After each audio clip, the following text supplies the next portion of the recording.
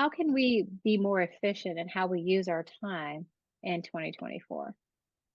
So I'm a firm believer in not creating for the algorithm. So the reason that Instagram gets frustrating or TikTok gets frustrating is because you're focused so much on the vanity metrics. Like, oh, now my Mhm. views are low, or this didn't get that many likes.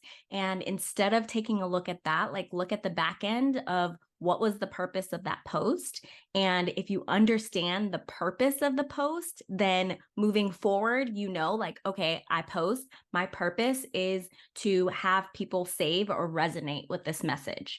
And then from there, I can see, like, oh, did people save or did people comment, like, oh my God, this was so helpful.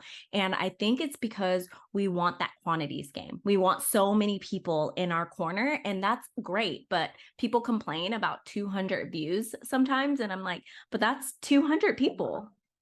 Yes.